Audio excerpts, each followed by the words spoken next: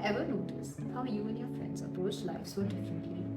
Why does one person thrive on structure, whereas the other has to probably question or rebel against every rule? It turns out that these differences aren't random. They're part of a bigger design. In The Four Tendencies by Gretchen Rubin, there are four major personality types: an upholder, an obliger, a questioner, and a rebel.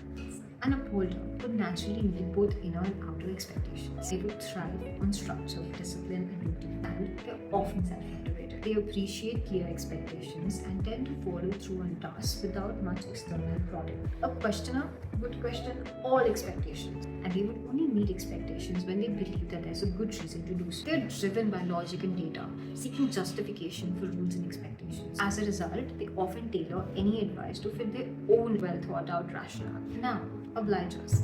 Obligers readily meet outer expectations but struggle with the inner ones. They are great team players and they work exceptionally well under accountability and external pressure. But they might need extra support to follow through on personal goals or self-care routines. Rebels resist both outer and inner expectations. They value freedom and self-expression. They are motivated by a sense of choice and identity rather than obligation.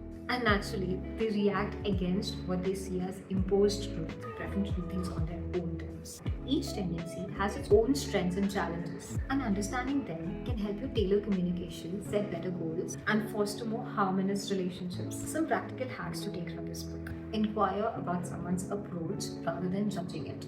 Tailor your feedback to align with the person's tendency. Embrace the mix, because diverse personalities make life richer and more dynamic. Let's throw in some insight on how these tendencies interact. An obliger might feel overwhelmed if they try to match an upholder's self-discipline without enough external support for their own personal goals. However, an upholder can also model discipline and structure that an obliger can benefit from.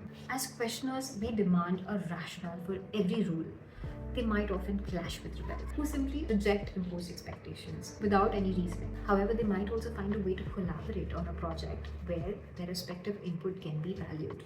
On the other hand, an obliger might find a questioner's constant need for justification disruptive to group harmony, while questioners may feel frustrated by the obliger's over-reliance on external expectations rather than personal accountability. Upholders can be perplexed by a rebel's plain dismissal and refusal to follow guidelines, while rebels may see upholders overly rigid.